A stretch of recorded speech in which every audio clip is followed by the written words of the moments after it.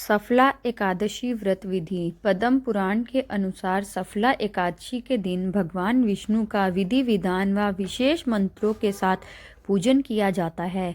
सफला एकादशी के दिन उपवास करना चाहिए। दीप, धूप, नारियल, फल, सुपारी, बिजोरा, नींबू, अनार, सुंदर आंवला, लौंग, बैर, आम आदि से भगवान श्री हरि की आराधना करनी चाहिए। पूजा करने के बाद भगवान विष्णु की आरती कर भगवान को भोग लगाना चाहिए। भोग लगाने व प्रसाद वितरण के बाद ब्राह्मण को भोजन कराना चाहिए। पद्म पुराण के अनुसार सफला एकादशी के दिन दीप दान करने का विशेष विधान है। सफला एकादशी का व्रत अपने नाम के अनुसार फल देता है। हिंदू धर्मानुसार इस व्रत के पुण्य से मनुष्य के सभी कार्य सफल होते हैं और उसके पाप खत्म हो जाते हैं।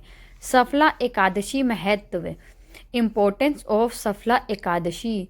मोक्षदा एकादशी की व्रत कथा को सुनकर अर्जुन ने प्रसन्न होते हुए कहा, हे कमल नयन, मोक्षदा एकादशी की व्रत कथा सुनकर मैं धन्य हो गया। हे मधुसूदन, अब आप पौष मास के कृष्ण पक्ष की एकादशी की महिमा बताने की कृपा करें। उस एकादशी का क्या नाम है? उस दिन किस देवता की पूजा होती है और उसके व्रत का विधान क्या है? मुझ पर कृपा करते हुए यह सब आप मुझे विस्तार पूर्वक बताएं। अर्जुन की जिज्ञासा सुन श्री कृष्ण ने कहा, हे कुंती पुत्र, तुम्हारे प्रेम के कारण मैं तुम्हारे प्रश्नों का विस्तार सहित उत्तर देता हूँ। अब तुम इस एकादशी व्रत का महत्व सुनो। हे पार्थ, इस एकादशी के द्वारा भगवान विष्णु को शीघ्र ही प्रसन्न किया जा सकता है। पौष माह की कृष्ण पक्ष की एकादशी का नाम सफला है। इस एकादशी के आराध्य देव नारायण हैं। इस एकादशी के दिन श्रीमन नारायण जी की विधि के अनुसार श्रद्धा पूर्वक पूजा करनी चाहिए। हे पांडुनंदन, इसे सत्य जानो कि जिस तरह नागों में शेषनाग, पक्षियों में गरुण, ग्रहों में सूर्य चंद्र, यज्ञों में अश्वमेघ और देवताओं में भगवान विष्णु श्रेष्ठ है, उसी प्रकार व्रतों में एकादशी व्रत श्रेष्ठ है। हे अर्जुन, एकादशी का व्रत करने वाले व्यक्ति भगवान श्री हरि को अति प्रिय है। इस एकादशी में नींबू, नारियल, नैवेद्य आदि अर्पण करके भगवान नारायण की पूजा करनी चाहिए। मनुष्य को 5 सहस्त्र वर्ष तपस्या करने से जिस पुण्य का फल प्राप्त होता है, वही पुण्य श्रद्धा पूर्वक रात्रि जागरण सहित सफला एकादशी का उपवास करने से मिलता है। सफला एकादशी व्रत कथा। सफला एकादशी व्रत कथा इन हिंदी। हे कुंती पुत्र, अब तुम सफला एकादशी की कथा ध्यान पूर्वक सुनना। प्राचीन समय में चंपावती नगरी में महिष्मान नामक एक राजा राज्य करता था। उसके 4 पुत्र थे। उसका सबसे बड़ा लुम्पक नाम का पुत्र महापापी और दुष्ट था।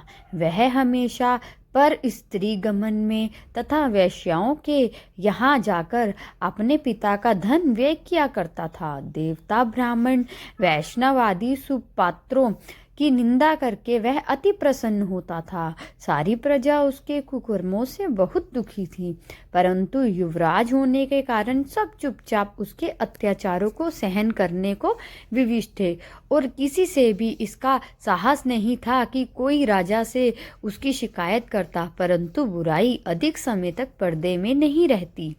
एक दिन राजा महिष्मान को लुम्पक के कुकर्मों का पता चल ही गया। तब राजा अत्यधिक क्रोधित हुआ और उसने लुम्पक को अपने राज्य से निकाल दिया। पिता द्वारा त्यागते ही लुम्पक को और सभी ने भी त्याग दिया। अब वह सोचने लगा कि मैं क्या करूं, कहाँ जाऊं। अंत में उसने रात्रि को पिता के राज्य में चोरी करने की ठानी। वह दिन में राज्य के बाहर रहने लगा और रात्रि को पिता की नगरी में जाकर चोरी तथा अन्य बुरे कर्म करने लगा। रात में वह जाकर नगर के निवासियों को मारता तथा कष्ट देता। वन में वह निर्दोष पशु पक्षियों को मारकर उनका भक्षण किया करता था। किसी किसी रात जब वह नगर में चोरी आदि करते पकड़ा भी जाता तो राजा के डर से पहरेदार उसे छोड़ देते थे। कहते हैं कि कभी कभी अनजाने में भी प्राणी ईश्वर की कृपा का पात्र बन जाता है।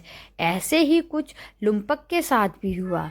जिस वन में वह रहता था वह वन भगवान को भी बहुत प्रिय था। उस वन में एक प्राचीन पीपल का वृक्ष था तथा उस वन को सभी लोग देवताओं को कीड़ा स्थल मानते थे।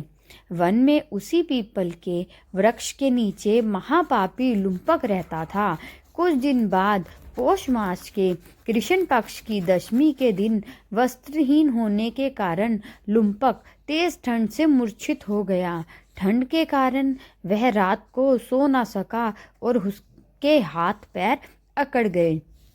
वह रात बड़ी कठिनता से बीती, किंतु सूर्य के उदय होने पर भी उसकी मूर्छा नहीं टूटी। वह ज्यों का त्यों पड़ा रहा। सफला एकादशी की दोपहर तक वह पापी मूर्छित ही पड़ा रहा। जब सूर्य के तपने से उसे कुछ गर्मी मिली तब दोपहर में कहीं उसे होश आया और वह अपने स्थान से उठकर किसी प्रकार चलते हुए वन में भोजन की खोज में फिरने लगा। उस दिन वह शिकार करने में असमर्थ था, इसलिए पृथ्वी पर गिरे हुए फलों को लेकर पीपल के वृक्ष के नीचे आ गया। तब तक भगवान सूर्य अस्ताचल को प्रस्थान कर गए थे। भूखा होने के बाद भी वह उन फलों को ना खा सका, क्योंकि कहाँ तो वह नित्य जीवों को मारकर उनका मांस खाता था और कहाँ फल। उसे फल खाना तनिक भी अच्छा नहीं लगा। अतः उसने उन फलों को पीपल की जड़ के पास रख दिया और दुखी होकर बोला, हे ईश्वर, यह फल आपको ही अर्पण है। इन फलों से आप ही तृप्त हों। ऐसा कहकर वह रोने लगा और रात को उसे नींद नहीं आई। वह सारी रात रोता रहा। इस प्रकार उस पापी से अनजाने में ही एकादशी का उपवास हो गया। उस महापापी के इस उपवास तथा रात्रि जागरण से भगवान श्री हरि अत्यंत प्रसन्न हुए और उसके सभी पाप नष्ट हो गए। सुबह होते ही एक दिव्य रथ अनेक सुंदर वस्तुओं से सजा हुआ आया और उसके सामने खड़ा हो गया। उसी समय आकाशवाणी हुई, हे युवराज, भगवान नारायण के प्रभाव से तेरे सभी पाप नष्ट हो गए हैं। अब तू अपने पिता के पास जाकर राज्य प्राप्त कर। जब यह आकाशवाणी लुम्पक ने सुनी तो वह अत्यंत प्रसन्न होते हुए बोला, हे प्रभु, आपकी जय हो। ऐसा कहकर उसने सुंदर वस्त्र धारण किए और फिर अपने पिता के पास गया। पिता के पास पहुंचकर उसने सारी कथा पिता को सुनाई। पितर के मुख से सारा वृतांत सुनने के बाद पिता ने अपना सारा राज्य तत्क्षण ही पुत्र को सौंप दिया और स्वयं वन में चला गया। अब लुम्पक शास्त्रानुसार राज्य करने लगा। उसकी पत्नी, पुत्र आदि भी श्री हरि विष्णु के परम भक्त बन गए। वृद्धावस्था आने पर वह अपने पुत्र को राज्य सौंपकर भगवान का भजन करने के लिए वन में चला गया और अंत में परम पद को प्राप्त हुए। हे पार्थ, जो मनुष्य श्रद्धा व भक्ति पूर्वक इस सफला एकादशी का उपवास करते हैं उनके सभी पाप नष्ट हो जाते हैं और अंत में मुक्ति प्राप्त होती है। हे अर्जुन, जो मनुष्य इस सफला एकादशी के महात्म्य को नहीं समझते उन्हें पूंछ और सींगों से विहीन पशु समझना चाहिए। सफला एकादशी के महात्म्य को पढ़ने अथवा श्रवण करने से ही प्राणी को राजयूष यज्ञ के समान फल प्राप्त होता है। कथासार। यह सफला एकादशी की कथा हमें भगवान के अति कृपालु होने का भाव कराती है। यदि कोई मनुष्य अज्ञानवश भी प्रभु का स्मरण करे तो उसे पूर्ण फल की प्राप्ति होती है। यदि मनुष्य निश्चल भाव से अपने पापों की क्षमा मांगे तो भगवान उसके बड़े से बड़े पापों को भी क्षमा कर देते हैं। लुम्पक जैसा महापापी भी भगवान श्री हरि की कृपा से बैकुंठ का अधिकारी बना। Thank you for watching this video. Please like, subscribe and share my video if you like it. Thank you so much.